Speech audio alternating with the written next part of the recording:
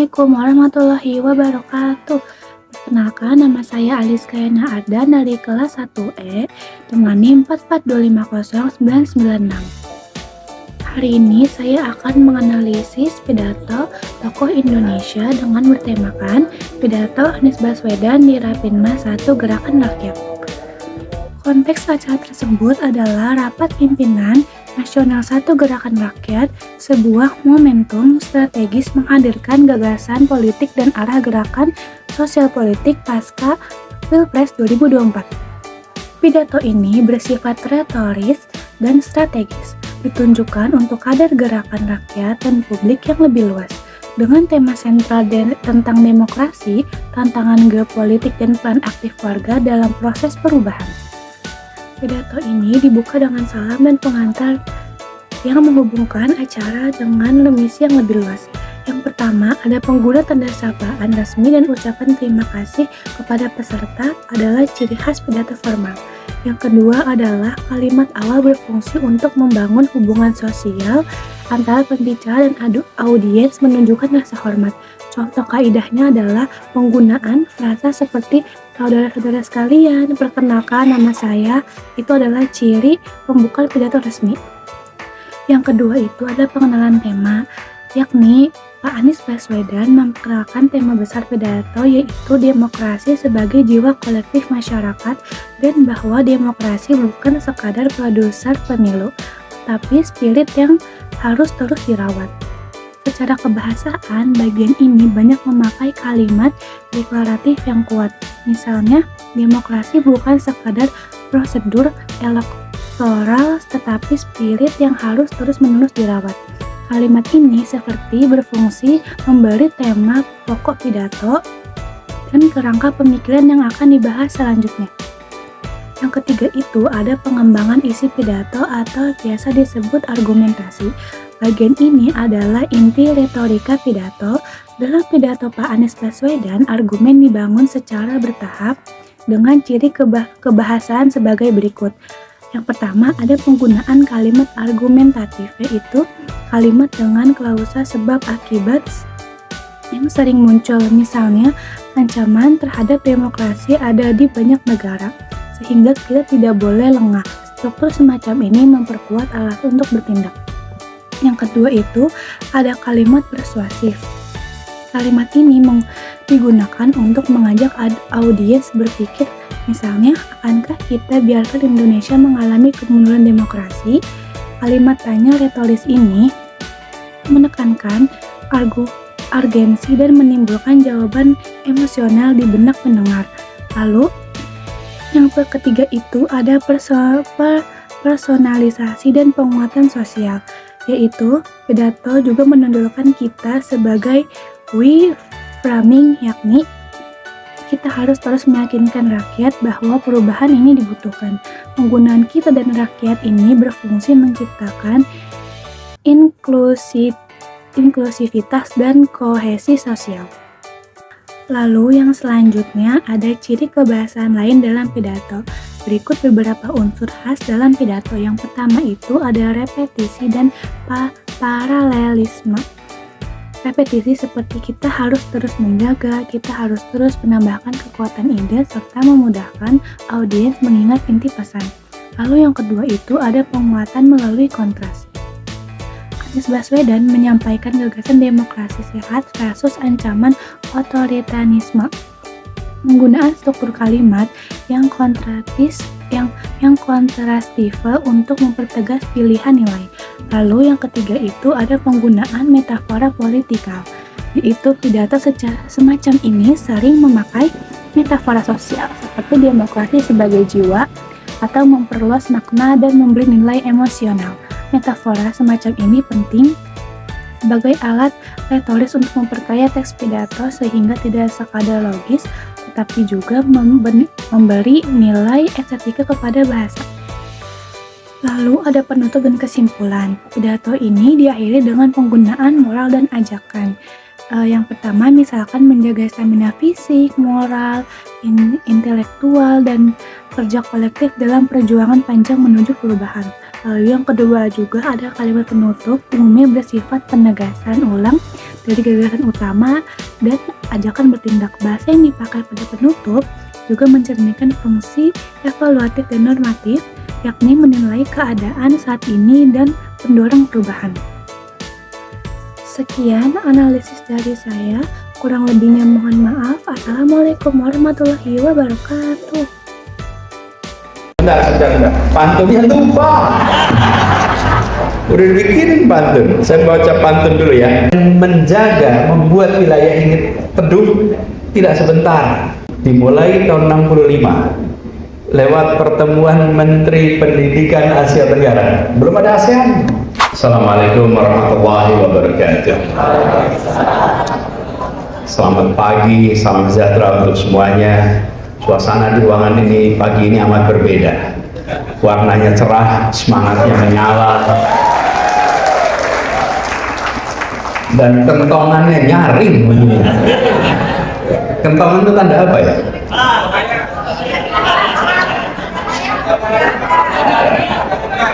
Panggilan untuk bergerak bersama. Izinkan saya pertama menyampaikan selamat kepada seluruh jajaran pimpinan gerakan rakyat, baik DPP, DPW, DPD yang sudah bekerja luar biasa selama beberapa waktu ini dan berhasil menyelenggarakan rapat kerja nasional pertama di Jakarta. Alhamdulillah, kita bersyukur bisa hadir bersama di sini, dan ketika melihat rancangan acara pada pagi hari ini unik. Ini rapat kerja tapi penuh dengan gagasan, berbicaranya tentang Indonesia, global, dan tantangan-tantangan yang ada di negeri kita. Ketika dilihat urutannya, saya rasa ini salah satu rapat kerja organisasi yang memiliki ruang untuk gagasan yang sangat banyak, karena dialog kebangsaannya bukan saja menyangkut tema-tema domestik, tapi juga tantangan ke depan, sekaligus mengirimkan pesan bahwa Indonesia bukan sekedar sebuah republik yang untuk mengurusi rakyat di republik ini saja, tapi republik yang berperan di wilayah global. Saya dapat tugas, durasi bicaranya memang semua tidak panjang, semua singkat. Tapi kenapa singkat? Supaya penuh dengan pesan, penuh dengan makna. Saya perhatikan semua acara relatif waktunya padat, dan harapannya dengan padat itu daya fokus kita terjaga. Izinkan saya menyampaikan yang menjadi tugas. Di sini saya dapat tugas tentang geopolitik dan Indonesia ke depan. Bapak sekalian, kita tinggal di wilayah Asia Tenggara yang penduduknya lebih dari 650 juta, dan 280 dari angka itu adalah warga Indonesia. Lalu kita lihat posisi kita di Asia. Di sisi timur ada beberapa unsur kekuatan, di sisi selatan ada unsur kekuatan. Di timur ada Tiongkok yang paling besar, ada Jepang, ada Korea Selatan, ada Korea Utara, ada masyarakat Taiwan. Ini semua wilayah yang suasananya tegang, bukan wilayah yang suasananya teduh. Tegang, tak terbayangkan utara dan selatan, antara Korea Selatan dan Utara tegang, antara Tiongkok dengan Jepang tegang, antara Korea Selatan dengan Tiongkok tegang. Ini wilayah yang tegang. Masuk ke Asia Selatan, ada India yang sangat besar. Di situ ada Pakistan, ada Bangladesh, ada Sri Lanka. Atasnya sedikit ada Afghanistan. Wilayah itu bukan wilayah yang teduh, ini wilayah tegang. Wilayah tegang di situ semua. Tapi begitu masuk ke antara keduanya, namanya Tenggara. Di situ ada Indonesia, ada Malaysia, ada Singapura, ada Thailand, dan 5 negara lainnya. Wilayah ini tidak tegang, wilayah ini teduh, dan Indonesia harus bisa menjaga keteduhan di wilayah ini. Jadi kita kalau melihat inilah wilayah yang harus bisa menjadi kekuatan masa depan di Asia. kekuatan masa depan di dunia. Kenapa? Karena kita memiliki bekal dan menjaga, membuat wilayah ini teduh tidak sebentar. Dimulai tahun 65 lewat pertemuan Menteri Pendidikan Asia Tenggara. Belum ada ASEAN. Belum ada ASEAN. Yang ketemu pertama siapa? Menteri-menteri pendidikan. Dan Menteri Pendidikan itu berkumpul lalu bilang, kita tidak mungkin wilayah ini tenang teduh kalau pendidikan kita tidak berinteraksi sama-sama. Mulai dari pendidikan, dan dari pendidikan itulah lalu pertemuan pertama kali tahun 65. Setelah itu baru gagasan membentuk ASEAN terbentuk, dan akhirnya terjadilah sebuah wilayah baru yang kita kenal kolaborasinya sebagai namanya ASEAN. Dan hari ini, Bapak sekalian, kalau ditanya ibu kota ASEAN di kota mana ya?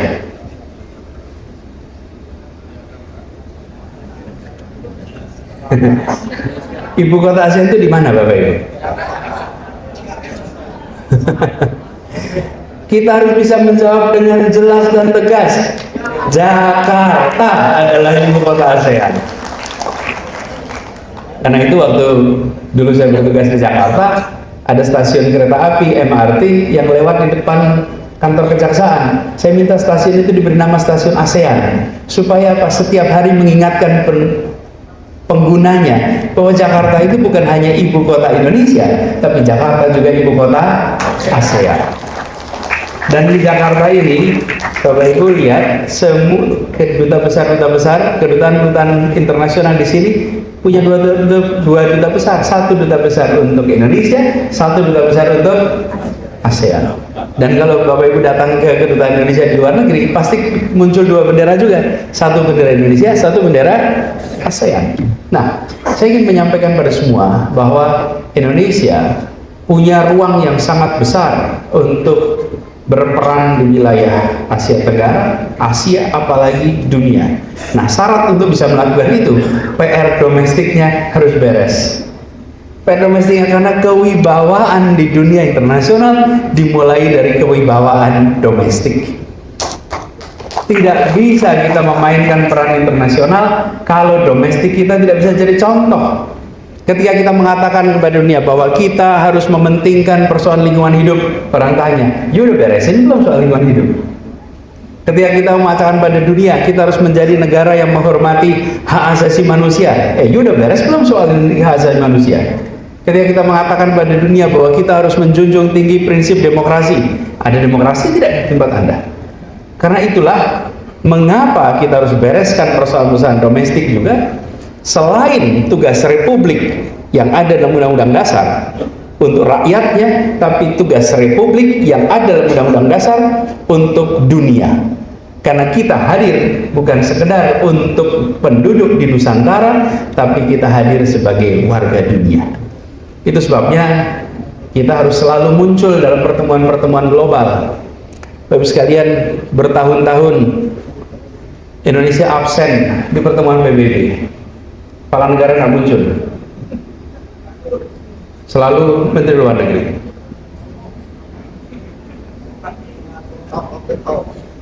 Ini Bapak sekalian, kalau kita tidak aktif di dunia internasional, itu seperti begini. Kita warga kampung, ukuran kampungnya nomor 4 terbesar, ukuran rumahnya nomor 4 terbesar di RT itu. Tapi kalau rapat kampung, kita tidak pernah datang. Cuman kita bayar iuran jalan terus. Bikin rame juga tidak taat di kampung. Cuman begitu rapat warga kita nggak datang. Padahal ukuran rumah kita nomor 4 terbesar di kampung itu. Sudah saatnya kita tidak lagi pasif. Sudah saatnya kita ambil posisi yang proaktif. Nah, bagaimana dengan masa depan kita? Indonesia memiliki penduduk yang luar biasa besar. Dan konsekuensi dari besarnya penduduk Indonesia, pasar kita menjadi pasar yang sangat menarik. Bagi siapa? Bagi siapapun juga. Jangan sampai yang tertarik pada Indonesia justru dunia internasional, domestik sendiri tidak tertarik. Justru kita harus bisa menyiapkan ke depan pelaku-pelaku ekonomi yang bisa menjadi tuan rumah di negeri sendiri, sekaligus nantinya bisa menjadi tamu memesona di negeri orang. Karena itu peran Indonesia ke depan bagi yang sudah besar, bagi yang raksasa, didorong untuk berkiprah di dunia internasional. Mereka harus bisa menjadi brand of Indonesia. Mereka harus bisa menjadi wakil Indonesia berkompetisi tingkat global. Jangan yang raksasa itu berkumpul dan berkompetisi di dalam negeri terus. Berlawan, bertandingnya di kandang sendiri terus. Maka yang raksasa harus bisa bertanding dan harus bisa menang di kancah perekonomian global, mewakili Indonesia menjadi pelaku-pelaku ekonomi global. Bila hari ini kita menyaksikan korporasi-korporasi internasional hadir di negeri ini, sudah saatnya korporasi berasal dari Indonesia berperan di negara-negara lain di seluruh wilayah Indonesia, dunia.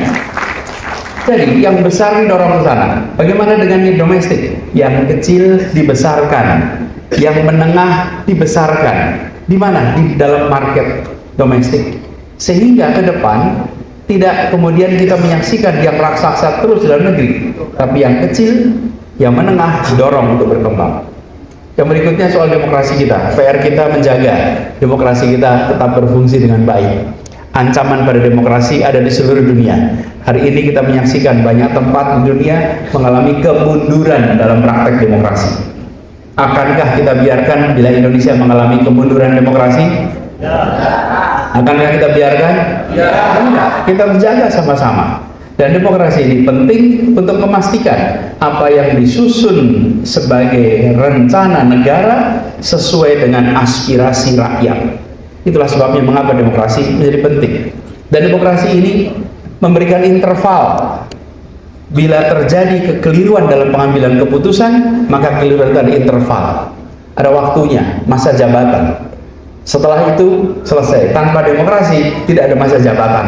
Kalau meleset, maka dia akan meleset dalam durasi yang amat panjang. Itu membuat setiap bangsa mengambil keputusan apapun, dia tahu ini untuk periode sekian. Bila ternyata tidak tepat, besoknya bisa lakukan perubahan.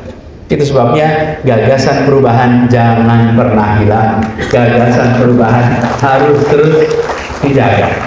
Dan kita terus meyakinkan kepada rakyat Indonesia bahwa perubahan untuk kebaikan itu dibutuhkan. Dan kita ingin jaga agar praktek demokrasi itu menjadi bagian yang penting di dalam praktek bernegara. Dan harapannya yang terakhir, gerakan rakyat. Gerakan rakyat ini terus menjadi penjaga semangat perjuangan untuk perubahan. Menyebarkan gagasan kebaikan, menyebarkan gagasan kebersamaan, prinsip-prinsip keadilan di dalam kebijakan negara harus menjadi perhatian kita. Dan harapannya besar sekali bahwa teman-teman yang sekarang berjuang bersama jaga stamina. Karena perjuangan ini masih panjang. Jaga stamina fisik, stamina moral, stamina intelektual, stamina kerja kolektif. Karena dengan begitu harapannya usaha untuk melakukan perubahan itu kelak akan bisa tertunaikan hingga tuntas. Selamat Rakernas, selamat bertukar pikiran, selamat saling menginspirasi. Insya Allah forum ini menjadi forum yang memberikan catatan sejarah penting bagi gerakan rakyat, kontribusi nyata besar bagi masyarakat Indonesia, dan akan dicatat dengan tinta emas dalam perjuangan orang-orang baik untuk republik yang lebih baik. Terima kasih, kurang lebih mohon maaf. Assalamualaikum warahmatullahi wabarakatuh. Sebentar, pantunnya lupa. Udah dibikinin pantun, saya baca pantun dulu ya. Bentar, baca pantun dulu nih, bentar. Pagi-pagi hujan lebat, tak jadi latihan memanah. Gerakan rakyat memang hebat, insya Allah akan amanah.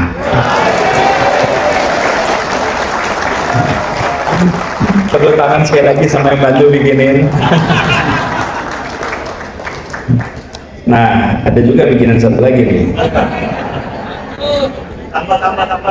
Burung merpati terbang ke barat, singgah sebentar di dahan akasia. Rapimnas gerakan rakyat bersatu erat, berjuang bersama untuk rakyat Indonesia. Sekali lagi terima kasih. Assalamualaikum warahmatullahi wabarakatuh.